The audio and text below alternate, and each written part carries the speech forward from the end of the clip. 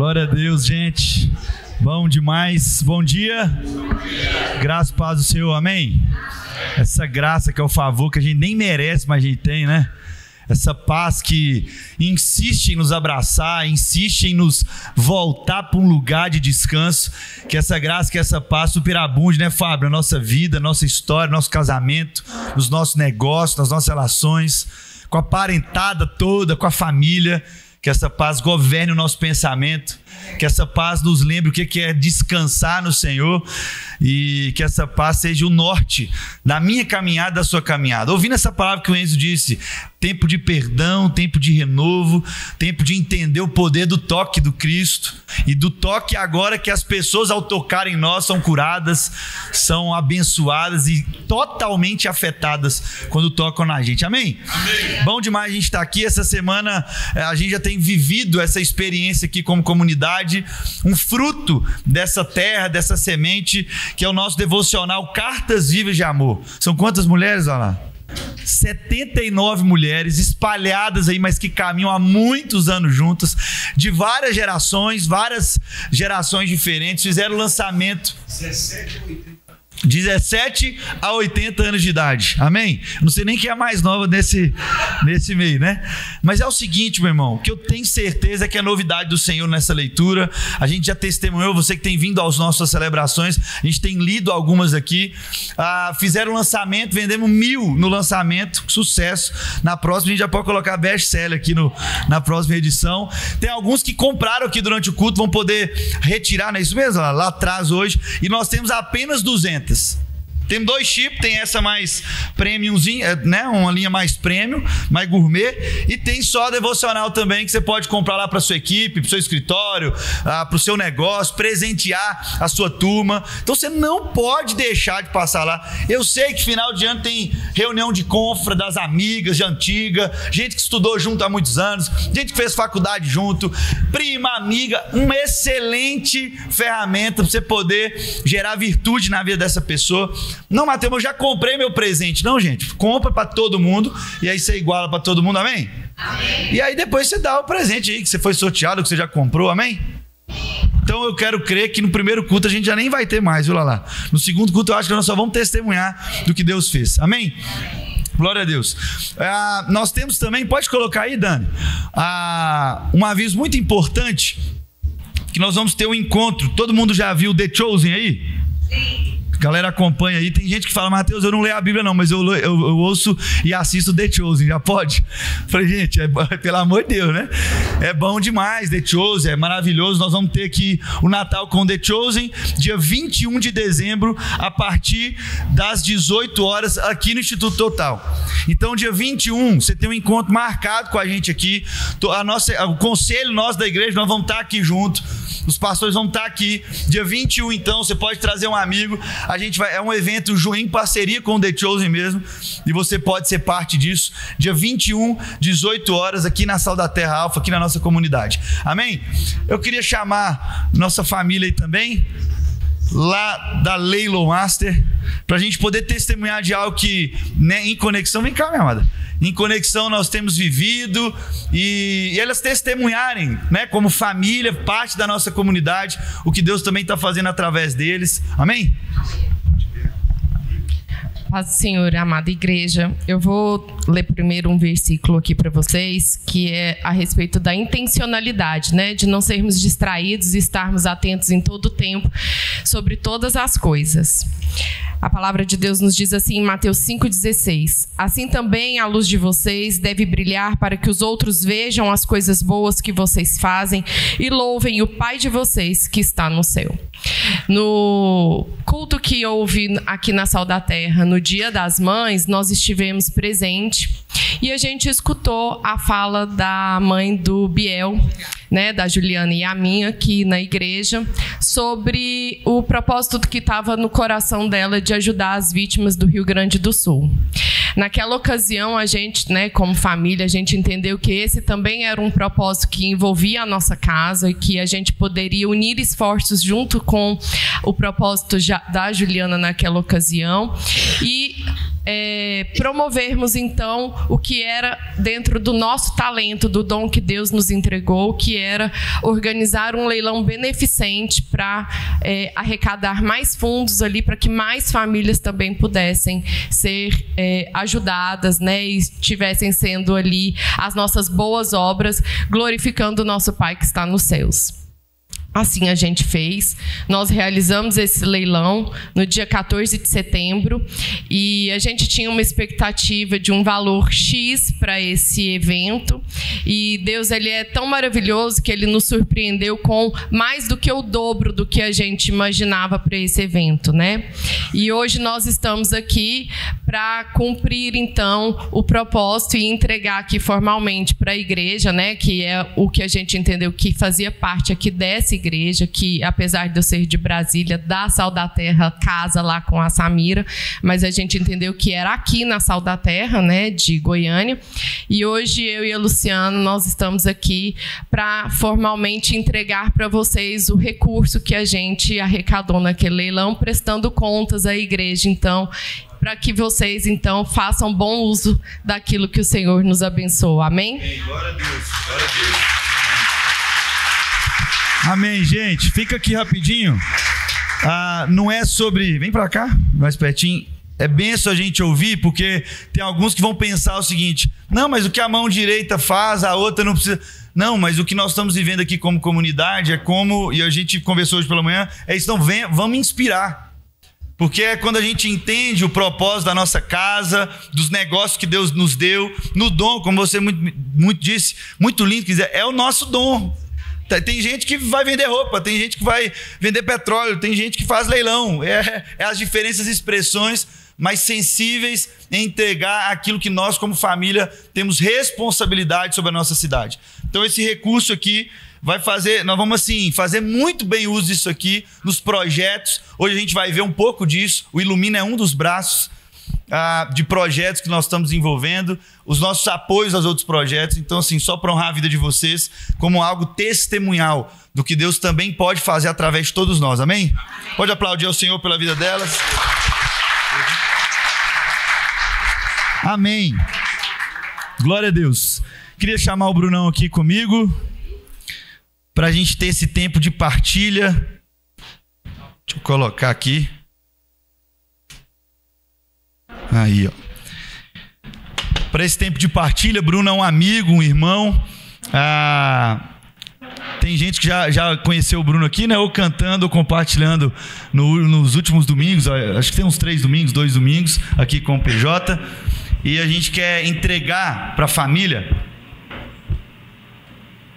aquilo que Deus tem compartilhado no nosso coração, de tudo que Deus já começou a falar, desde os louvores, desde a meditação no inicinho, para a gente poder discernir bem aquilo que Deus quer entregar para nós. Estou muito feliz de poder compartilhar com ele, que é um amigo mesmo, amigo da casa, da intimidade.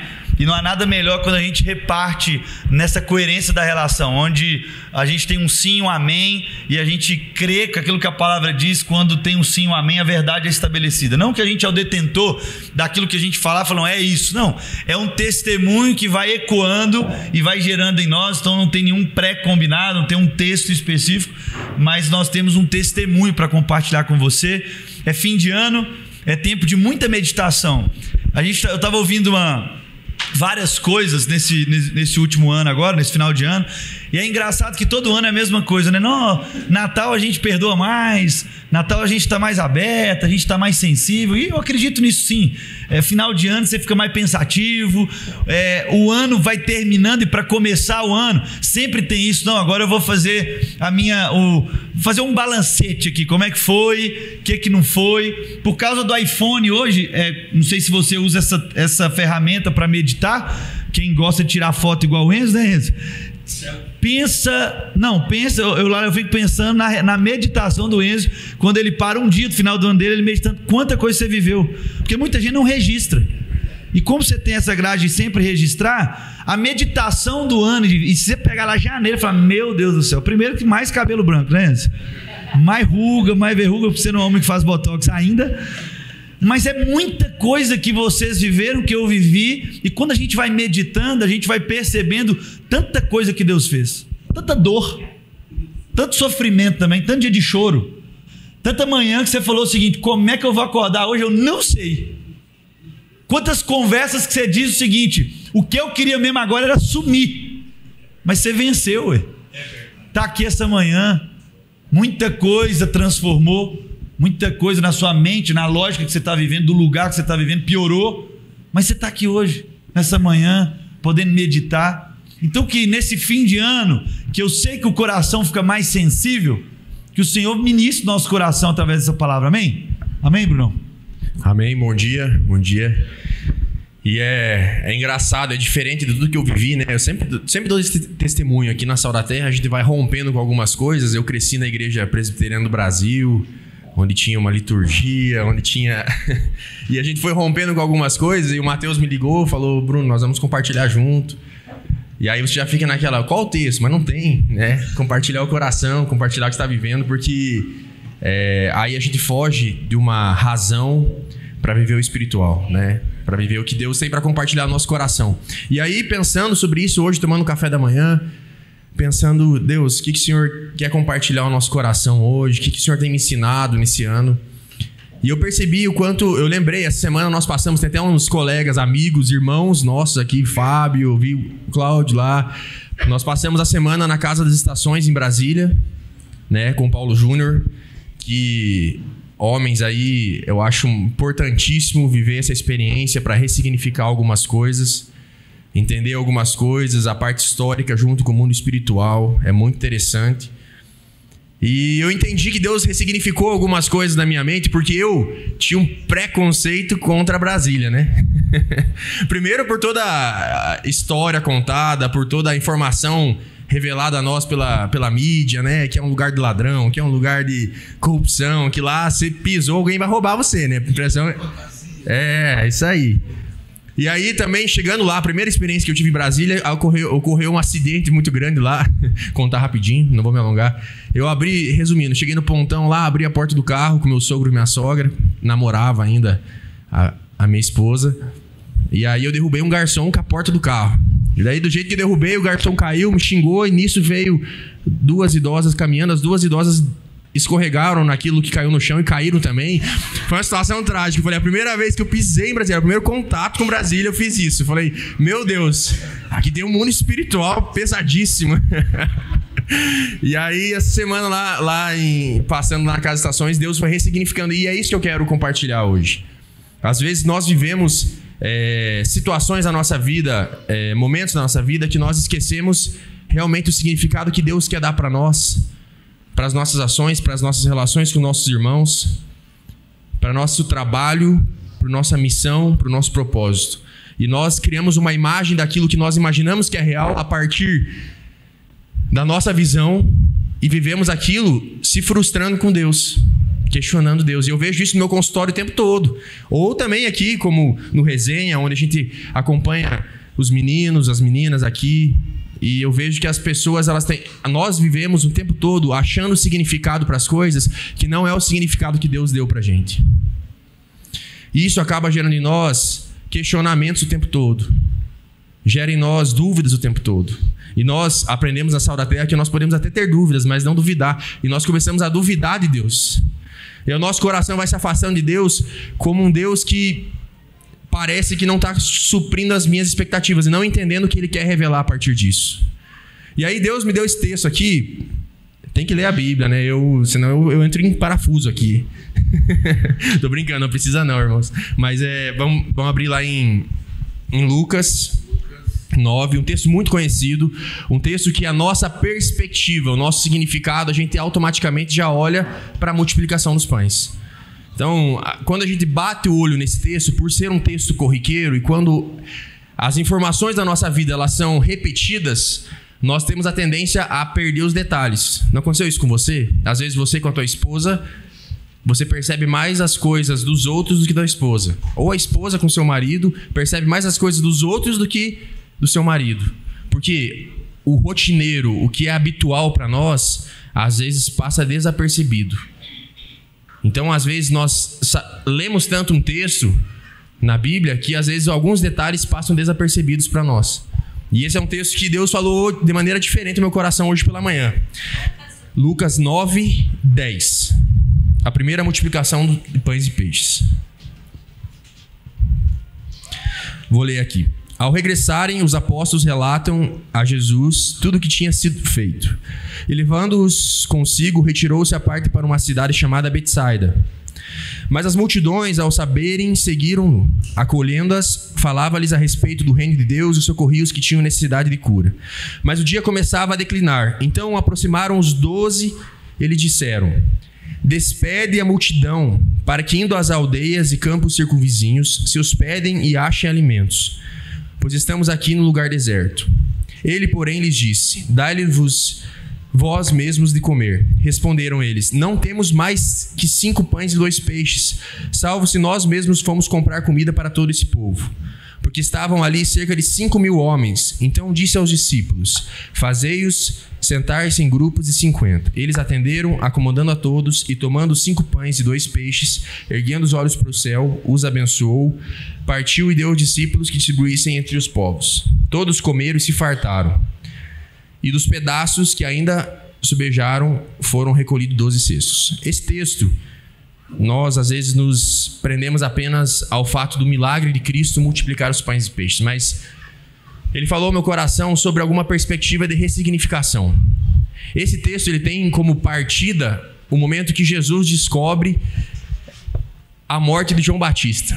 Chega a informação para Jesus, João Batista, o cara que batizou Jesus, amigo de Jesus, que ele tinha acabado de morrer. Então Jesus ele chega, ele está relatado nos evangelhos, Mateus, Marcos, Lucas e João, de maneiras diferentes, mas com o mesmo contexto.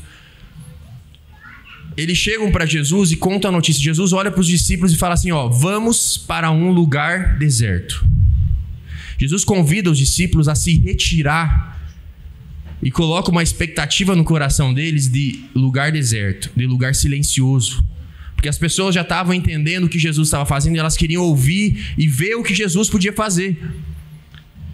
E Jesus convida os discípulos para aquele momento. Mas quando a população descobre, as pessoas descobrem que Jesus estava caminhando para aquele sentido, elas deixam tudo, e eu gosto de imaginar o texto, elas saem correndo da casa e falam: Jesus, aquele que cura, aquele que transforma, aquele que trouxe uma nova notícia, ele está indo para aquele lugar, vamos deixar tudo.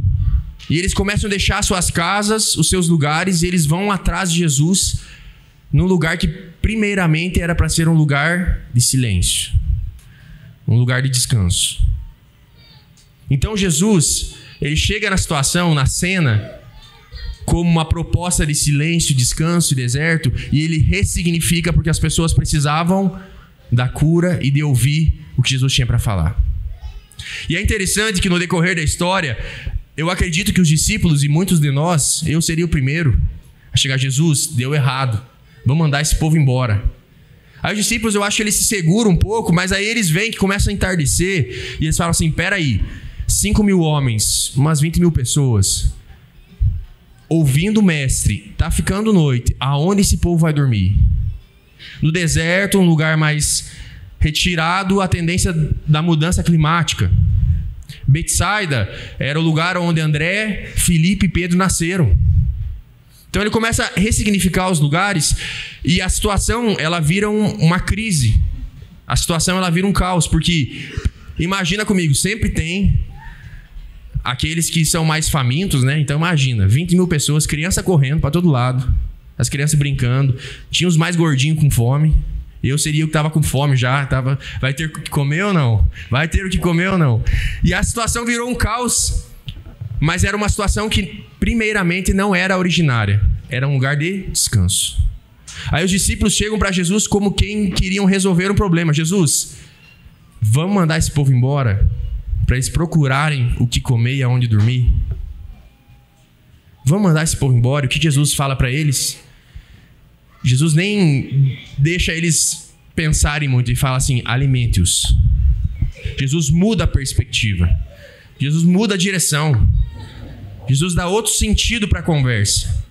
E essa história, ela me lembra uma história de quando eu estava fazendo minha faculdade lá em Cascavel, no Paraná, e ajudando no conselho lá dos jovens da igreja. Chegou um irmão na igreja, um irmão que tinha um histórico de passar por várias igrejas, e ele causava umas contendas nas igrejas e acabava que a igreja dividia.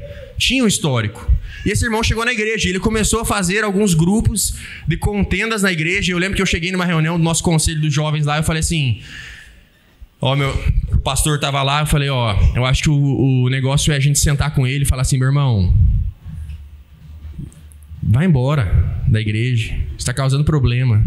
Daí o pastor me trouxe esse texto, ele falou, Bruno, abra aí. Eu abri, ele falou, o que Jesus fez quando os discípulos chegaram para Jesus e falaram assim, manda embora? Aí ele falou assim, alimente-os. Eu falei, meu Deus, eu queria ir embora. Sabe quando aqui pega fogo aqui no peito de vergonha assim? Fala, que evangelho que eu tenho vivido. Que evangelho que eu tenho vivido. E aí, eu acho lindo nesse texto, a multiplicação não é algo que me surpreende, porque nós reconhecemos Jesus como o Mestre, o Deus Todo-Poderoso, Deus. Então, o milagre para Jesus não é difícil. O que é difícil para nós é entender um Deus Todo-Poderoso que se fez carne, perdoar e assumir as responsabilidades. A nossa carne humana é muito difícil, porque nós queremos resolver o problema. Essa semana eu atendi uma paciente que ela falava assim para mim, doutor, ela passou por muitos traumas, muitas situações difíceis, assim, profundamente difíceis na vida. E ela falou assim, eu não consigo fazer o mal para minha família, para minha mãe, da mesma moeda, mas eu queria. Eu falei assim, olha como o ser humano é. Ela expressa a essência dela, que não é fazer o mal, mas ainda assim ela queria fazer. Porque a nossa carne, a nossa humanidade, a gente quer resolver problemas. A gente quer pagar na mesma moeda, mas Cristo nos ensina a ressignificar as coisas. Cristo nos ensina a dar outro sentido para as coisas. Ele fala assim, essa população que está aqui numa cena de caos, eu sou mestre em resolver caos. Sabe como resolve o caos? Senta em 50. Faz amigos. Vive em comunidade. Faz grupo de 50 aí. Conversa. Enquanto a comida vem, conversa. Conhece o coração do outro, se alimenta do outro. Vive sobre o outro. E quantas vezes nesse ano, no decorrer desse ano, você tentou viver uma perspectiva da tua vida com base naquilo que você viu e imaginou, e não com base no que Cristo deu sentido? Quantas vezes nós fizemos isso? Aí Jesus segue ressignificando as coisas, os discípulos entenderam, beleza, então senta pessoal, agora trouxe os pães, falou, só tem isso. Jesus, tá bom, dá graças aí que o negócio vai multiplicar. Aí Jesus multiplica. E para mim, em João, não foi em Lucas que a gente leu, esse texto termina de uma maneira assim, que confronta tudo, que mostra que Jesus, ele não é um rei político. Jesus é um rei do nosso coração. Jesus é Deus. Porque em João, o texto termina assim, Jesus olha para a situação, ele vê que a população ficou feliz, eles ouviram e viram Deus fazendo milagres. Eles viram Deus multiplicar pães e alimentar a fome deles. O que aquele povo queria fazer com Jesus? Transformá-lo em rei. E aí Jesus olha para a situação, ele ressignifica de novo o momento. A população olha para ele, aquele povo olha e fala assim, vamos tornar Deus... O que o último versículo fala em João 6,15, se eu não me engano? Fala assim, Jesus vendo que eles queriam o tornar como rei, ele saiu de retirada. Jesus ressignificou. Porque muitas vezes nós queremos ser o rei da situação, mas Cristo nos ensina a se doar pelo irmão. Porque se Jesus assume uma possibilidade de ser rei político naquele lugar, o plano da salvação estava falido. Jesus, ele ressignifica a situação em favor de nós. Jesus, ele muda o contexto da história a favor de nós. E é isso que nós precisamos entender. Nós, como seres humanos, na nossa origem, nós que viemos do pecado, carregamos a essência de buscar um salvador e um culpado para tudo. Quantas vezes aí no teu trabalho, na tua relação de casa, aconteceu um problema, você tentou encontrar um salvador ou um culpado? É natural. Primeira coisa, você que é patrão, que chega para o seu funcionário e fala assim, aconteceu isso. O que é a primeira reação do funcionário? Mas aquela pessoa... A gente sempre quer achar um culpado e um salvador para tudo. Sempre. Em todas as nossas relações. Nós queremos achar um salvador. E Cristo nos ensina através disso que no Antigo Testamento eles esperavam um salvador. Mas a partir da vinda de Jesus, ele nos apresenta um irmão que não está aqui para nos salvar no sentido de ter recompensas, mas para nos gerar comunhão. Então esse texto ele me ensina muito sobre uma nova visão e um novo contexto da forma que nós estamos olhando o Evangelho. Ressignificando o que Deus tem nos dado não a partir da minha e da tua visão, mas a partir da visão de Cristo. Como tem sido o teu ano? Como foi teu ano? Quais perspectivas você teve da tua vida e quais perspectivas você deixou a visão de Deus agir na tua vida? Aleluia. Essa pergunta, Bruno, é uma pergunta que precisa pastorear o nosso coração, né?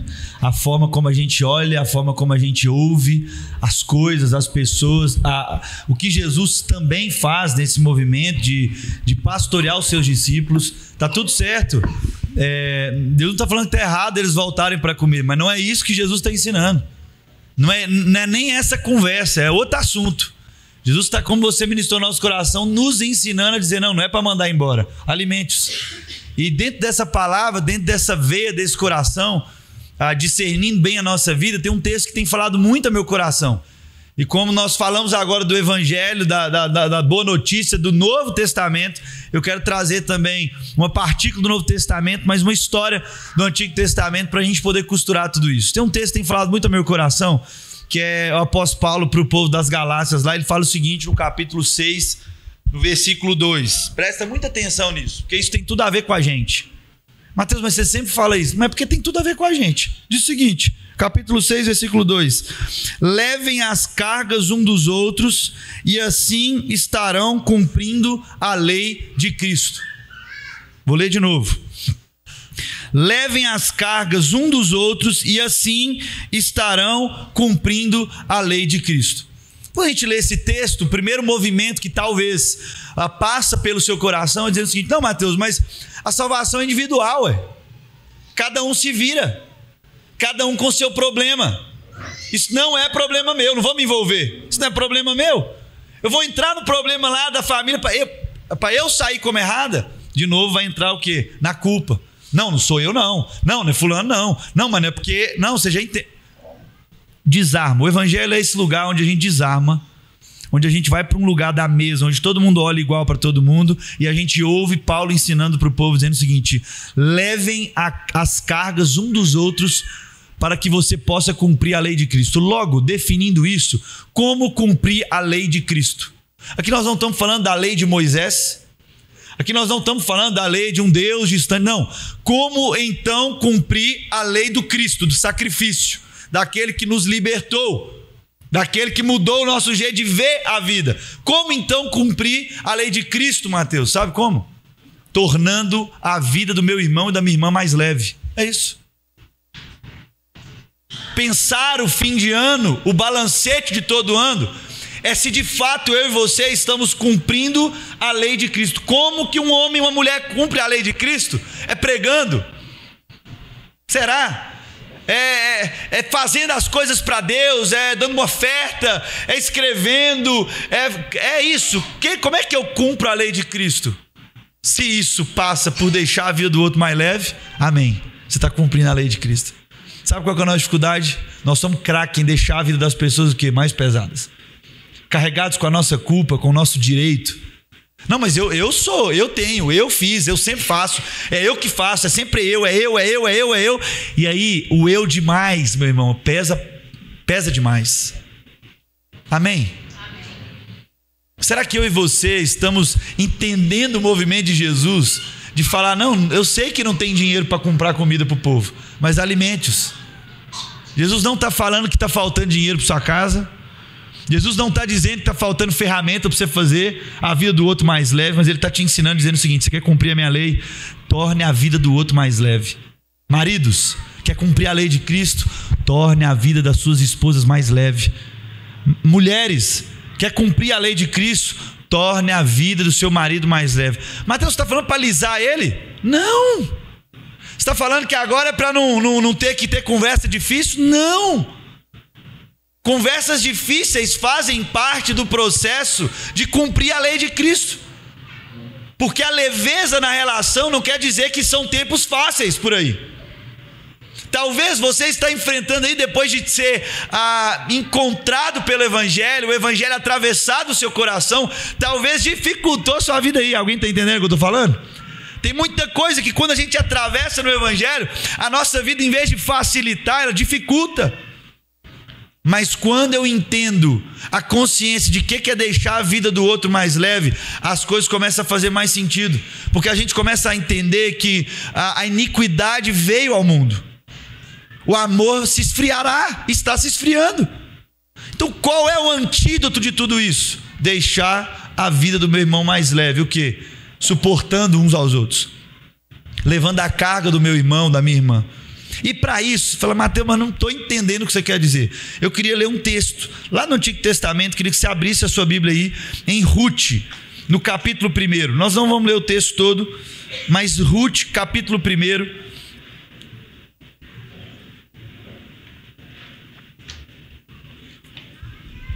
Quero ler esse texto com a gente. Eu compartilhei esse texto com o nosso conselho. E eu acho que hoje é um dia de costurar tudo isso aqui, tá, Bruno?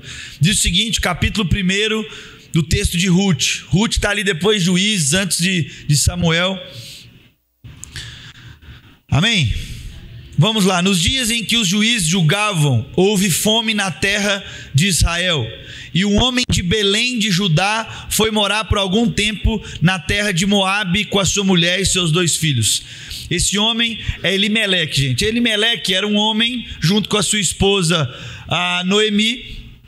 Eles estão vivendo em Belém. Sabe o que significa Belém? Cidade do pão, cidade do alimento. Na cidade do alimento, e por causa de uma circunstância do momento, ele quis se movimentar. E às vezes nós somos igualzinho, né? A coisa não está dando bem aqui, a gente já quer mudar de território. As relações estão difíceis, a gente já quer mudar de amigo, em vez de tornar a vida da minha irmã ou do meu irmão mais leve. Como? Afiando uns aos outros. Isso só acontece lá perto de mim ou não? A gente quer mudar. Vem as necessidades, vem a fome, a gente quer mudar. E Elimeleque muda. Mas olha o que acontece, olha que interessante. Este homem se chamava Elimeleque, sua mulher se chamava Noemi. Os filhos se chamavam Malom e Quilion. Eram efrateus de Belém de Judá, foram à terra de Moabe e ficaram ali. Algum tempo depois, Elimeleque, o marido de Noemi, morreu. Então primeiro o homem morre, o patriarca morre, e ela ficou sozinha com os 2 filhos. Estes filhos casaram com mulheres moabitas. O nome de uma delas era Orfa e o nome da outra era Ruth. E ficaram ali quase 10 anos. Depois morreram também Malom e Quilion, os 2 filhos de Noemi. E assim ela ficou sozinha, sem os 2 filhos e sem o marido. Presta atenção na história dessa mulher. Ela sai da sua terra, dos seus parentes, da sua família. Ela vai para um outro lugar, o marido se estabelece ali. Ela vai crescendo filho, alimentando os filhos se casam. Depois que o marido morre, já fica difícil para ela. Mas morreu o marido, mas tem 2 filhos, ufa. Era a realidade daquele povo. Ela era viúva, mas ela tinha os seus filhos. Os filhos eram órfãos, mas ela tinha a esperança de toda viúva, eram os seus filhos. Porque ela saberia que os filhos tinham a responsabilidade de cuidar para ela até o último dia dela. Mas aí ela tinha 2 homens, ufa, se morrer um, fica outro. Morreram os 2. E ela ficou com o quê? Com as 2 noras. Meu irmão, essa história é de arrebentar. Essa história é linda demais. Tem tudo a ver com você na sua casa, presta atenção. Então, versículo 6, Noemi voltou da terra de Moabe com as suas noras, porque ainda em Moabe ouviu que o Senhor havia se lembrado do seu povo, dando-lhe alimento. Assim ela saiu do lugar onde havia morado, e as 2 noras estavam com ela. Enquanto caminhavam, voltando para a terra de Judá, Noemi disse às suas 2 noras o seguinte: vão agora e voltem cada uma para a casa das suas mães, e que o Senhor seja bondoso com vocês, assim como vocês foram bondosas com os que morreram e comigo. O Senhor faça com que vocês sejam felizes, e cada uma na casa do seu novo marido. E deu um beijo em cada uma delas. Elas, porém, começaram a chorar alto e lhe disseram: não iremos com a senhora para junto do seu povo. Mas Noemi disse: voltem, minhas filhas, volta para lá, porque por que vocês iriam comigo? Vocês acham que eu ainda tenho filhos em meu ventre para que casem com vocês? Voltem, minhas filhas, vão embora, porque sou velha demais para ter marido, e ainda que eu dissesse tenho esperança, eu ainda que casasse essa noite e tivesse filhos, será que vocês iriam esperar até que eles viessem a crescer? Ficariam tanto tempo sem casar? Não, minhas filhas, a minha amargura é maior do que a de vocês, porque o Senhor descarregou a sua mão contra mim. Olha essa conversa. Então de novo choraram em alta voz. Meus irmãos, isso é um milagre, né? 2 noras chorar alto por causa da sogra.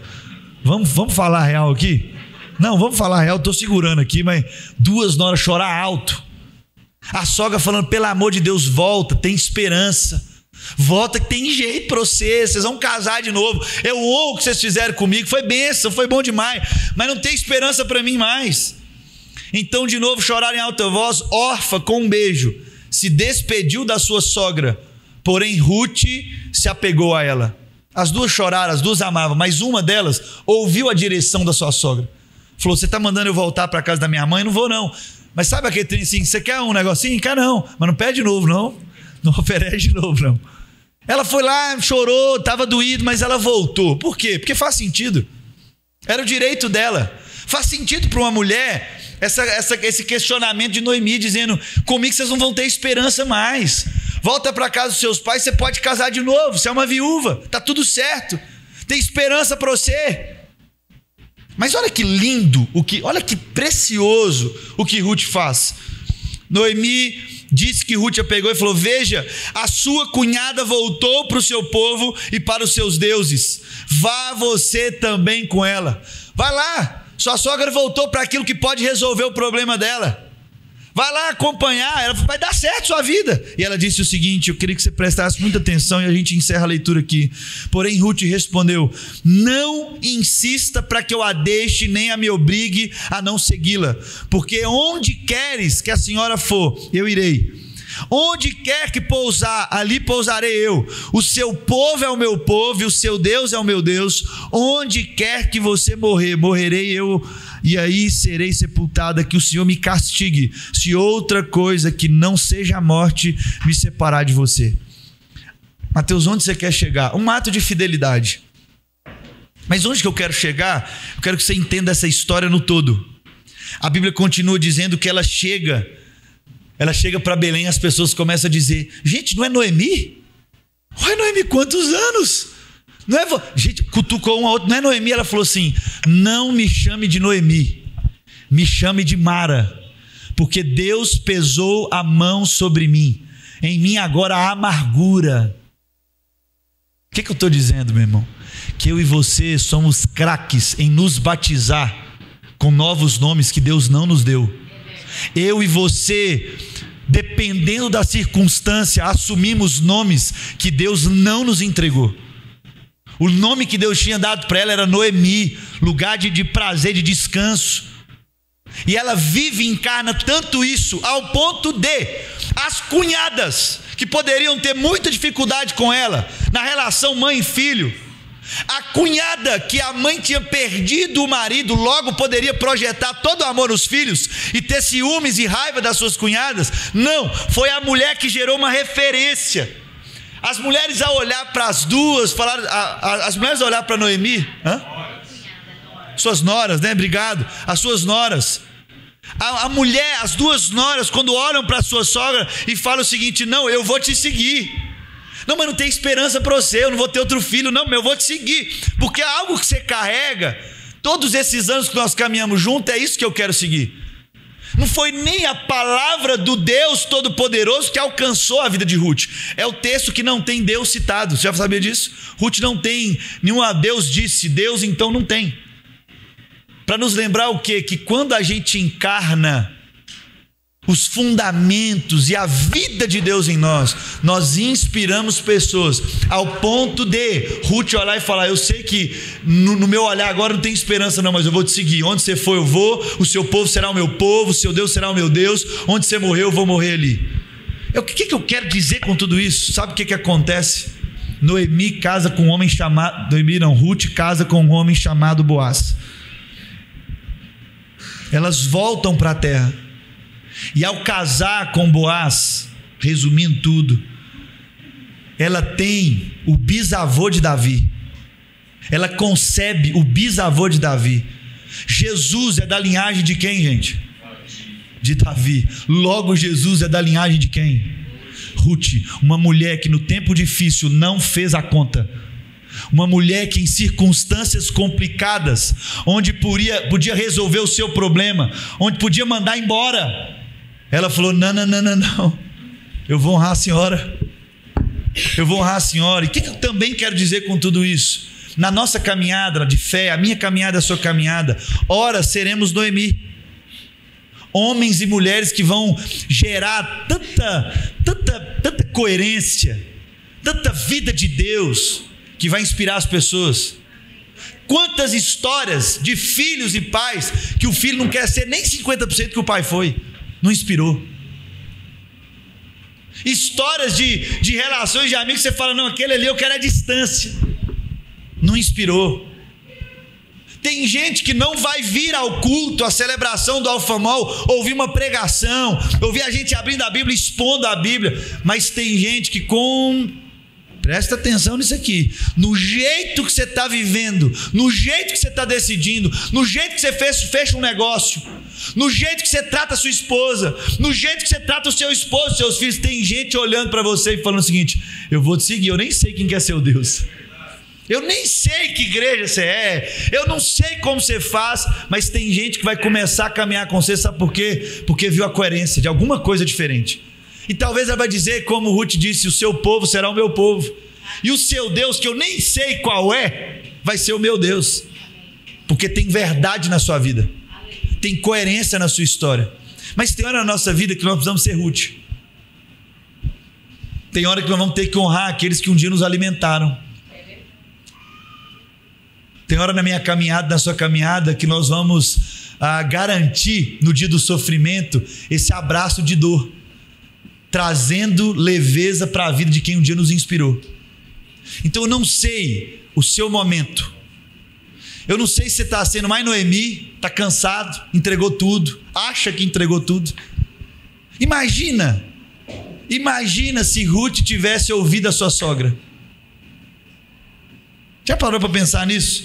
Imagina se Ruth tivesse escutado a sua sogra assim como Orfa escutou. Imagina o que iria acontecer, meus irmãos.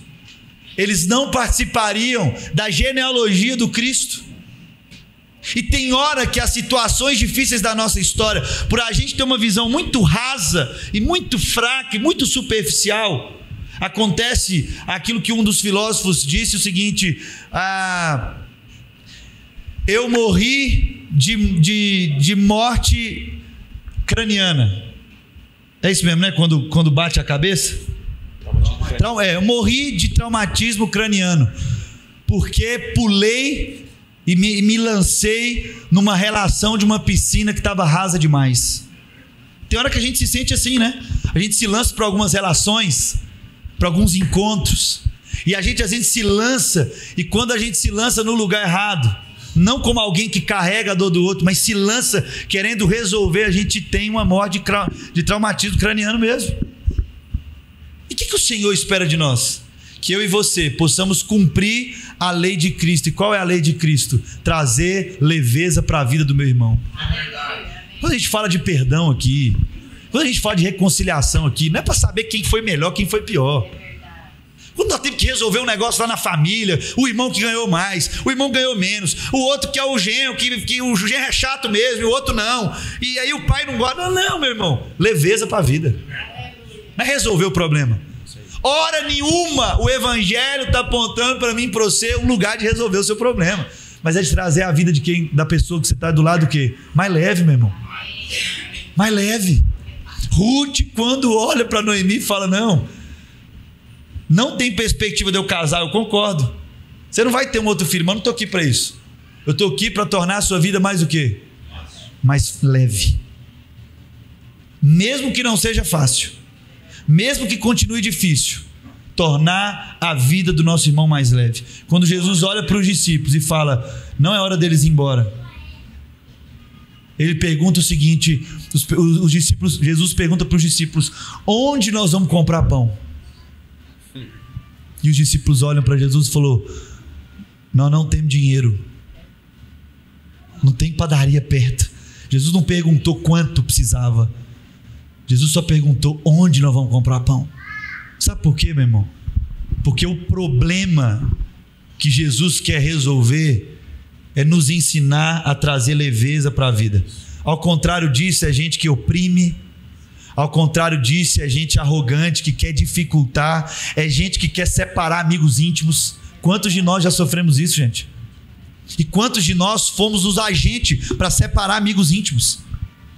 Quantas vezes numa fala, numa conversa, eu separei amigos íntimos?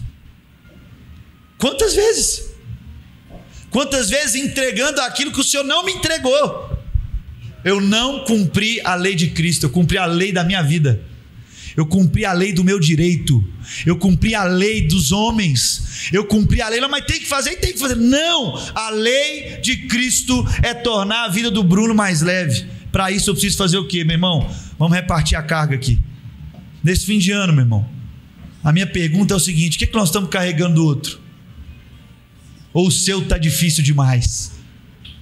Ou o seu primeiro pensamento ao ouvir essa palavra é falar: eu tenho que carregar do outro, mas o meu não estou aguentando. Eu tenho que carregar daquela, da mocré, nem a pau. Ah, do meu irmão? Nem. Do meu sócio? Nem a... Essa é a lei de Cristo. É que a relação nunca pode passar por fazer. Você está fazendo o que para o teu irmão? Isso automaticamente vai gerar uma obrigação em você, e obrigação gera culpa. Enquanto a nossa relação passar por fazer algo, se Jesus estava fazendo eles comerem, se essa relação de Noemi com Ruth estava sendo feita para fazer algo por alguém, ia gerar obrigação. Com certeza a Ruth ia se frustrar. Com certeza. Com certeza os discípulos iam se frustrar com Jesus, porque alguém teria que pagar a conta. Mas a nossa relação tem que passar por ser. Quem você tem sido para o seu irmão? Tem que passar pelo eu, por quem eu sou. E isso gera virtude. O que gera virtude, que foi ministrado lá no começo, tocar em nós. As pessoas vão sentir virtude saindo quando tocar em nós, quando passar por quem nós somos. E quem nós somos é a imagem e semelhança do Pai. E não aquilo que você criou numa condição de receber. Mas quem nós somos é a imagem e semelhança. E se você expressa a imagem e semelhança, automaticamente você expressa a virtude. Então que esse Natal, o Jesus que vai nascer na tua casa, entre aspas, o Jesus que vai nascer é um Jesus que veio fazer você ir para o céu. A gente entendeu o evangelho errado. Mas um Jesus que rompeu expectativas, que era Deus, que se fez homem, menino, uma manjedoura, ele veio para ser. Ele veio para falar assim, ó, tá com problema na relação? Não manda embora, manda para perto. Porque às vezes a minha visão e a tua visão sobre o problema da relação é porque não tá tão perto. Às vezes a tua visão tá borrada pela idade, pelo teu orgulho, pelas experiências que você teve de vida, e a tua visão teve um problema aí. Quem é oftalmo aí sabe, no decorrer da vida a nossa visão vai ficando borrada, porque a gente não tá chegando perto. Então, manda para perto. Vamos mandar embora? Não, vamos alimentar. Vai embora casar? Não, eu vou ficar com você. Porque a nossa resolução de problemas não é se livrar do problema, mas olhar para a situação com amor e como irmão. E entender, e ir em profundidade. E nessa consciência, para costurar tudo que nós estamos ministrando aqui essa manhã, nós não vamos ser isentos do cansaço. Não vamos. Não vamos ser. Mas há uma diferença em quem se cansa em Cristo e quem se cansa fora de Cristo. Quem se cansa em Cristo, meu irmão, é fadiga mesmo, é fardo. Para quem pensa esse negócio de trazer leveza para a vida do outro fora de Cristo, vai ficar mais pesada a sua vida, eu sei. Mas quando nós estamos em Cristo, mesmo difícil, a nossa vida começa a ser mais leve. Sabe o que muda? A diferença de quem está em Cristo ou não, sabe o que é transformado? Duas coisas. Quem passa por nós, ele fica mais leve. A pessoa quando senta na mesa da sua casa, seu amigo quando vai conversar com você, ele fica mais leve. Você deposita mais expectativa, mais direito. Você tem que fazer isso mesmo. Na relação familiar, que quando passa por você o BO, fica mais leve ou o negócio fica mais tenso? E quando você passa pelo seu irmão, A conversa fica mais redentiva. Ficou, não tinha parado para pensar nisso. Jesus está perguntando onde e eles estão respondendo quanto. Então, será que eu estou errando nisso mesmo? Estou pensando dinheiro, sendo que ele só está perguntando onde que ele vai fazer. Será que no problema eu estou querendo fugir e resolver do meu jeito porque faz sentido para mim? Que na nossa vida, meu irmão, na nossa história, no caminho livre de fazer a vida do outro mais leve, a gente entenda, eu me entrego por completo. Sabe qual que é o problema nosso? E eu encerro aqui assim. Os traumas da vida, as dores da vida que a vida vai dando pra gente. Sabe qual que é a nossa dificuldade quando a gente pensa em cumprir a lei de Cristo? A gente não tá mais inteiro. A gente guarda um pouquinho, sabe por quê? Porque a última vez que você entregou tudo deu ruim, na sua perspectiva. Na última vez que você tentou entregar tudo, você foi frustrada. Na última vez que você entregou tudo, você foi machucado. E aí você não consegue mais se entregar por inteiro. Você está sempre guardando um pouquinho. Mas eu quero te lembrar, isso não é lei de Cristo. Porque o Cristo foi sacrifício por inteiro. Ele não se entregou por metade. Então que nesse fim de ano, nesse Natal, a gente pare para meditar. Eu estou me entregando por inteiro. Estou mandando os outros embora, eu estou ouvindo Jesus falando, não, é você que tem que alimentar, você que tem que assumir a sua responsabilidade. Estou indo atrás do meu direito de poder ir ou não, ou eu estou assumindo e falando o seguinte, não, está comigo. Eu não sei o que vai acontecer, mas o Senhor fará em mim, através de mim, o que Ele bem entender. Amém? Não deixe as suas circunstâncias, olha para mim agora aqui, não deixe as suas circunstâncias movimentar você a se dar um outro nome. Deus já te deu um novo nome. Deus já te entregou um novo nome. Não deixe as situações da vida fazer você imaginar ou querer um nome que é parecido com o que você está querendo. Mas ouça da parte de Deus o nome que Deus te entregou e viva coerente com o nome que Ele te deu, e não o nome das circunstâncias, se você está achando se Deus está pesando a mão ou não. Amém? Se isso faz sentido na sua vida, eu queria que você abaixasse a sua cabeça, fechasse seus olhos. Eu queria agora, nesse momento, que você meditasse, dizendo, Senhor, nessa história toda, eu sou quem? Nessa situação toda aí, o que eu sou nisso tudo? Será que eu sou querendo resolver o problema, mandar todo mundo embora, e o Senhor está me ensinando a acolher essa dor, essa dificuldade? Eu estou querendo resolver o problema e o Senhor falou, não, abraça o problema, não estou mandando você resolver. Quando Jesus fala para os discípulos, onde tem pão para comer, Jesus não está dizendo para os discípulos, manda eles embora, é isso mesmo, a conta está certa. E talvez a história que você está vivendo na sua casa, na sua alma, meu irmão, minha irmã, é a tentação de você querer resolver o problema. E Jesus nessa manhã está dizendo para você, acolhe esse problema, abraça o problema. Porque eu tenho algo para ministrar com isso, com esse abraço. Talvez você está cansada demais, muitos anos na coerência, vivendo, entregando, e no momento mais difícil você achou que não tinha ninguém. Deus está te lembrando que Ele está entregando gente para ser Ruth na sua história, para abraçar o seu coração, para dizer, nós estamos juntos, seu povo é o meu povo, para lembrar que a solidão não é resposta para nada, e solidão não é caminho que Deus passa para construir a história. Solitude sim, mas a solidão não.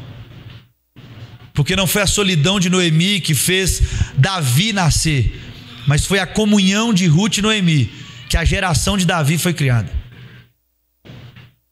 Talvez nessa manhã, nesse fim de ano, o Senhor está dizendo, te ensinando, não é para você afastar, é para você acolher a dor do seu irmão, é para você aprender a cumprir a lei de Cristo. Abraça, faça a vida do irmão mais leve, segura o que precisa segurar, perdoa, mesmo se ele não quer nem te ouvir, perdoa, entrega.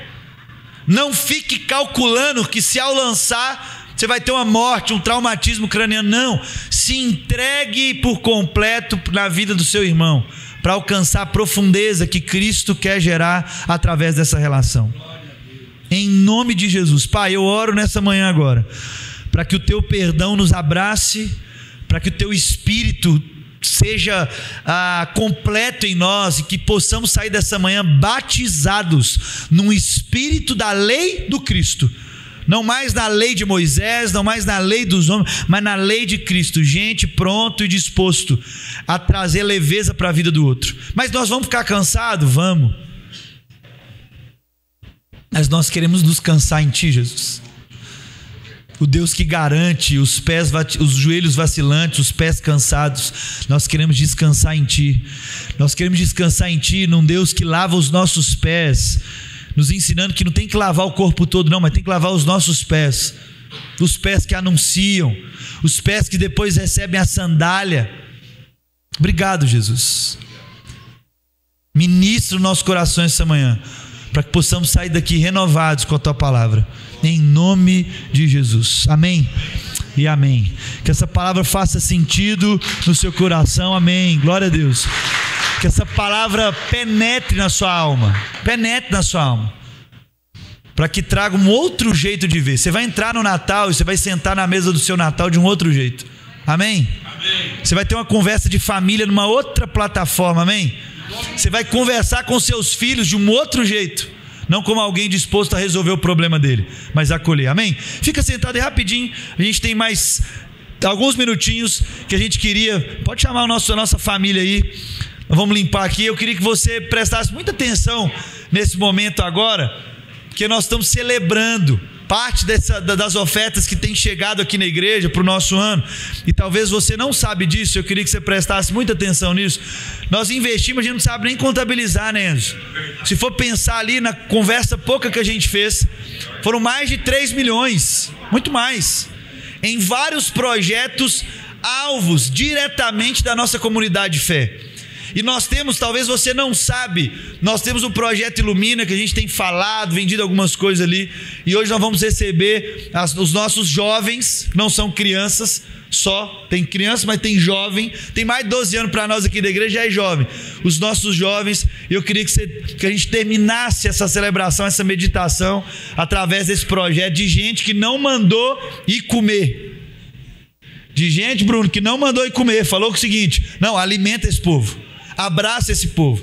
De gente que não falou, não, volta lá e resolve lá, não, nós vamos resolver junto, amém? Amém. Amém, irmãos. Nós vamos receber aqui a banda. Lá no Ilumina a gente tem vários projetos, né? Pode ir entrando e montando, pessoal.